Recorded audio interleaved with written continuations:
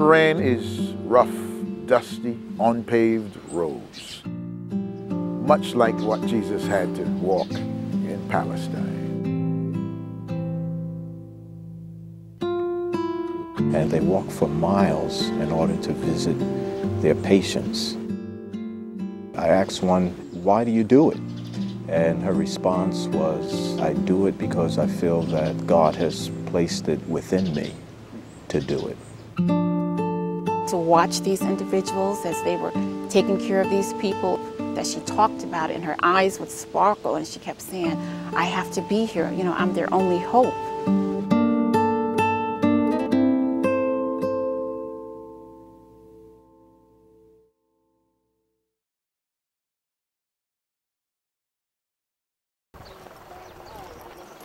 Oh, my brother, how are you? Pleasure. Welcome to South Africa. Thank you. Thank you. Thank you. Pastor Paul Mawela and his wife, Martha, came here retired, and they had a burden to do ministry, wanted to start a church. It didn't work out. The locals felt that they had enough churches. How are you? Fine. Good. And when I couldn't start a church, the Lord impressed upon me that we could do something in which we could work together. Alvin is my name. Oh, okay. He got together with some of the local pastors and said, look, we have a common enemy. And so, putting aside denominational lines, they've come together to fight the AIDS epidemic here in South Africa. The project is called Nhlengelo, a Tsonga name for standing together against an enemy, to fight against enemy HIV and AIDS. When we arrived on Tuesday morning, we met 25 or 30 women, and we found out that they were called caregivers, and that they visited homes of some HIV patients, tuberculosis patients. What would happen to these individuals? We sat down with them, we met with them, interviewed them, and they shared with us what they did every day. Martin said, I have 105 people I visit every day. I said, weeks? She said, no, every day I visit 105 people. I said, what about you? The lady said, well, I have 124 that I visit every day. How do you go? By feet, not automobile. And I said, wow, I know you're kidding. I said, no, we do it every day. How much education does the government provide? We asked the caregivers, how did you find these people? How did you find the people? And they said, door to door. They walked door to door, knocking on the doors and looking for individuals that needed help.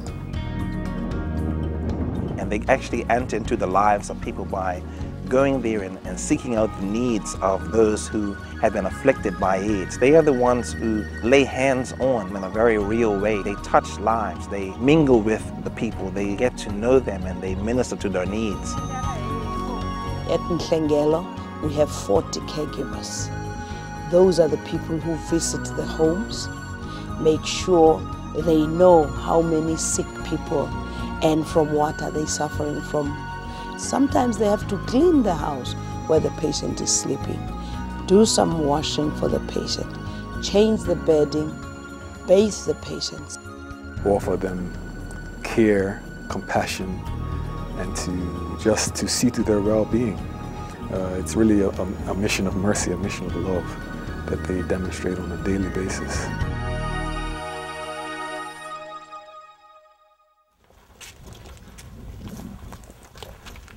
We had the privilege of visiting homes. I don't know how the other members of my group felt, but I felt a measure of apprehension and concern going into the home. I didn't know what I was going to encounter there.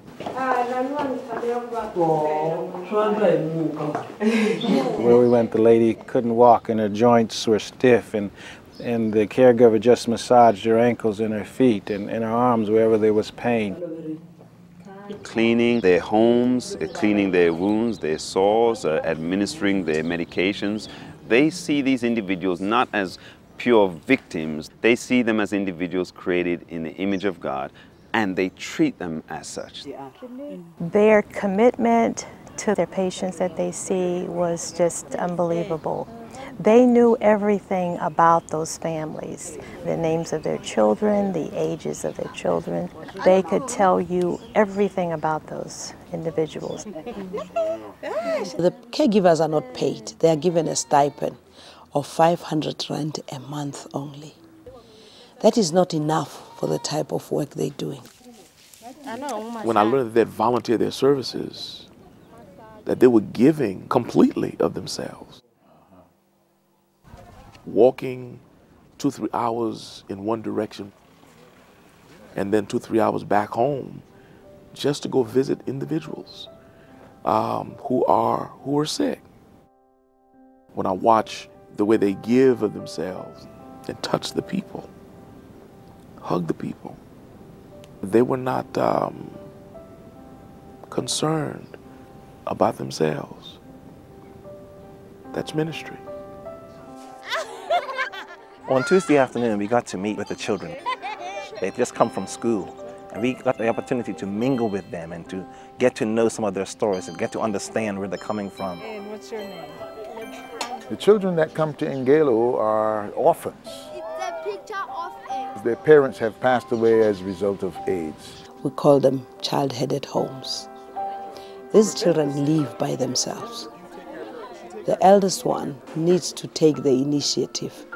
They have to act as mother and father, 9 and 10 years old, and head of the household, that you have to provide for your little brothers and sisters. What grade are you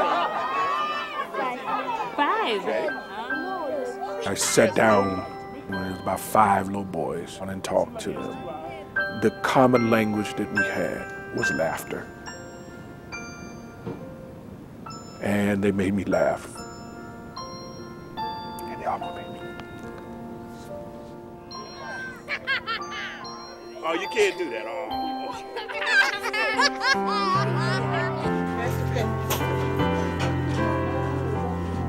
It was a wonderful experience to be able to serve all the children in Nhlengelo. And to see these children standing on line, waiting so patiently, and they would all say thank you. You know, they were just so grateful. So, you know, I don't know, it's just something else. I was surprised to find how happy the kids were, in spite of their situation.